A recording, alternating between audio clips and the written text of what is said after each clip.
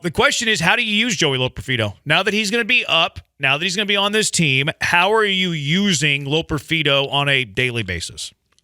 Look, to me, I'm going to try him first and foremost at first base. I'm going to platoon with Abreu.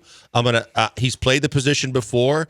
I need to see him get at bats in the major leagues. I know that we've talked about it and the fact that you've got some guys with the versatility of Dubon and Chaz that can play center, that can play left, that can move around in the outfield. Loperfido is versatility to play both.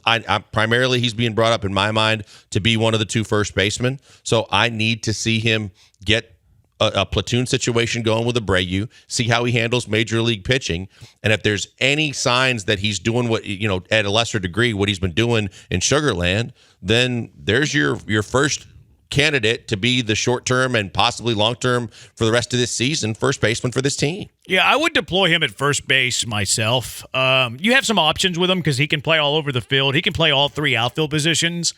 And you need a left-handed bat in the outfield.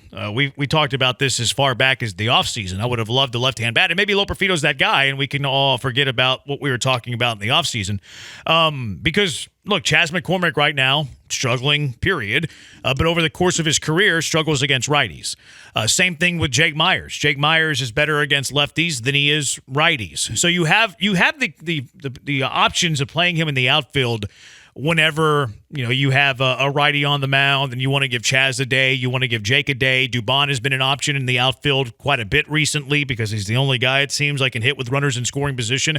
But where you're your weakest, and I understand Chaz isn't going very good and Jake doesn't hit the ball all that well, but where you're your weakest is at first base. Mm-hmm. Like, the Astros have the lowest WAR at first base than anybody else in the American League. They are nearly double the team that has the second worst WAR at first base. We mentioned earlier in the show, Jose Abreu's on pace for a minus 6.9 WAR, which would shatter the previous record held by a guy from the 1940s with a negative 4.0 WAR.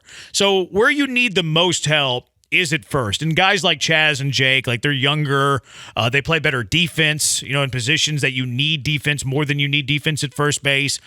I'm using Joey Loperfido primarily at first base to see if he can take over the job with the rare start in the outfield to give those guys a break. If they're reeling, if you need to see if Jose Abreu has found the fountain of youth, whatever the case may be. Joey Loperfido, to me, is my first baseman if I'm making this move right now.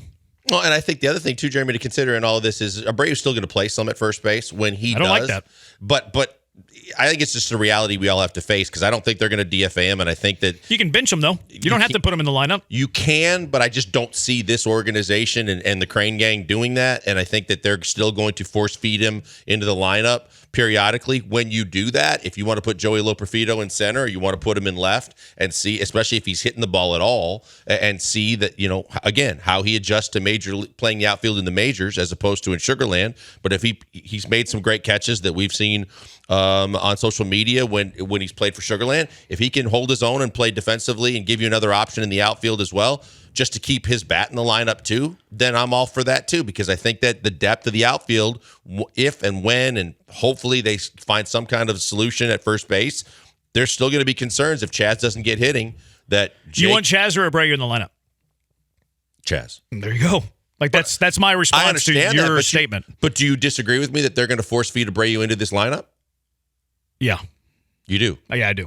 I think that from Crane on down, I just think they're going to force the hand of I agree Joe with you. Espada, I just don't and he's like going to play. I agree. I just don't like it. And I don't either. If I were running the team, then Abreu starting every now and then. Like, if Loperfido's struggling, if you want to get him against a lefty and Loperfido's struggling against lefties, if you want to sit Chaz, Jake, that sort of thing. But Loperfido, to me, would be playing first base 5 times a week.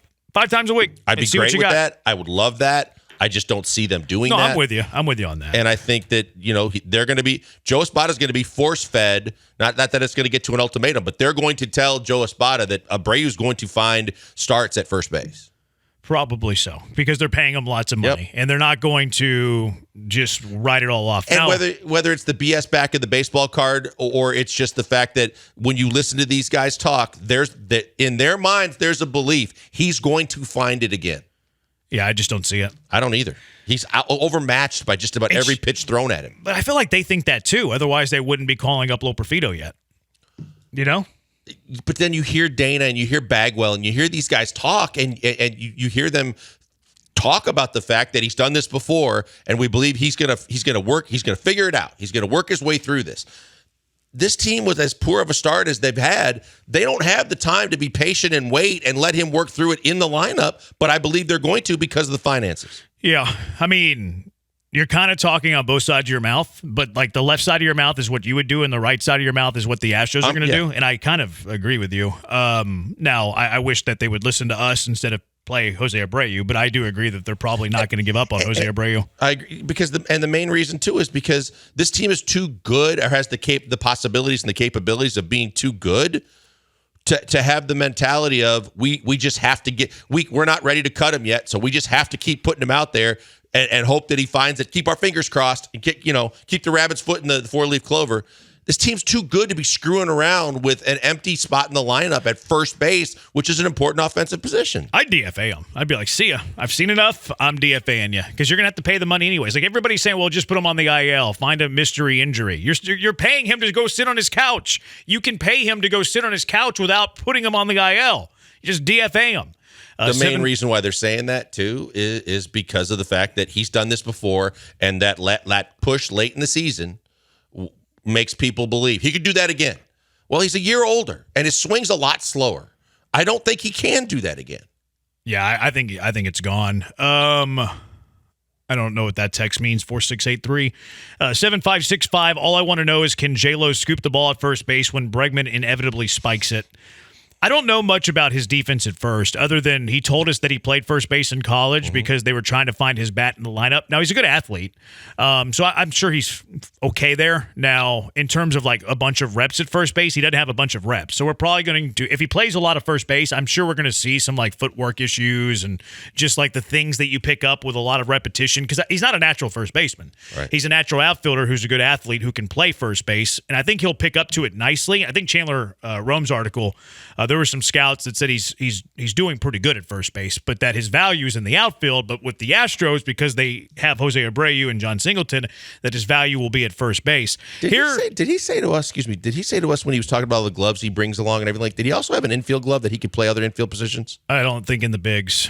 Did you remember that, Brian? I do remember him saying he brought more than just two gloves along with him. Yeah, I thought he was capable of playing middle infield. I don't think he's ever done that I don't think he's played Okay. anywhere but first and outfield. I was just curious. He said he played second in college a little bit, but he's never done that in the bigs. Okay. He's only played the outfield spots and mostly the corner outfield spots. And I just bring that up in case we need versatility if you're looking to if you're worried about pigeonholing Dubon. Yeah, I think this doesn't. He's not going to give you positional flexibility on the infield, other than first base, or an extreme emergency. I'll double check that, but I'm pretty sure he hasn't played any other position in the minors. Here's my comp. Would you take this for Joey Loperfido's career? Big, towering lefty, 6'3", 220, can play first base, can play any of the outfield spots. Would you take it if his career was Joey Gallo? Ooh. You can have it right now. You can have it right now. You can have Joey Gallo's career. If you don't take this, then he could be better. He could be worse. You make the deal. Deal? You make the deal. He could be Joey Gallo right now. You can take it, lock it in. He's Joey Gallo. Or if you don't, maybe he can be twice as good, but maybe he's not even half as good. I think at this point with the situation that they're in and the fact that this was not a guy that they were looking at their farm system and thinking was going to be a guy that they were going to be counting on, I'll take it. Real quick, he has played some second base in the Pro Bowl. There you go. So he's played 50 games at second base, never anywhere else. He played 21 games there last year.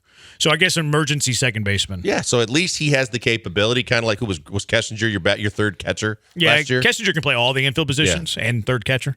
But yeah, I mean, he's somebody who can at least, man second base for a couple of if you weeks. had to, right? So, look, on the Joey Gallo question, I think because of the fact that he had some good years, he has a ton of pop. We know it's a boom or bust situation.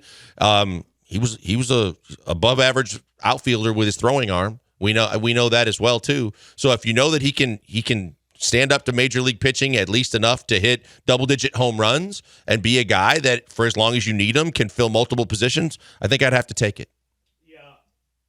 I think I would take Gallo's career right now. Like, Gallo had some huge seasons. Now, Gallo's like career numbers aren't very good under the Mendoza line, but does have a 783 OPS. But he had some years where he hit 41 homers. He hit 40 homers. He hit 38 homers. He also had a couple of years where he hit like 253 one year.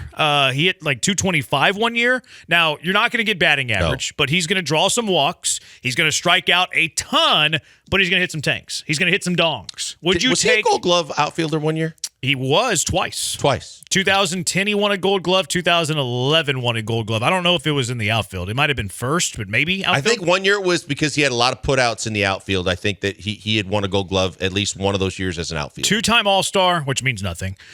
Two-time Gold Glove. A couple of years where he hit 40 homers. Another year where he hit 30 homers, but he strikes out a third of the time, and he's going to have a 210 batting average. I'm taking it, too, because of the fact that from an organizational standpoint, the urgency is now, and if you bottle up some good years from him, nothing says he's got to finish his career here, and you can upgrade it later. But for this year, if that's what you get and that's what you start to get, I'm all for it. Both of Gallo's Gold Gloves are in the outfield. There you go.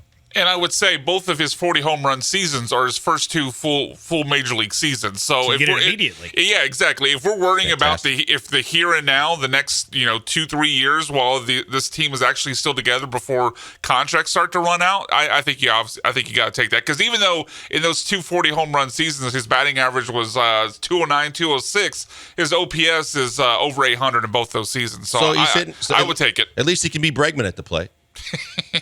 Yeah. With bombs, though. Yeah, Bregman exactly. with bombs, Bregman right, with as bombs. opposed to the anti-bomb. So we're taking Joey Gallo, huh? I would take it. Okay. I didn't This know is what it's come to, Jeremy.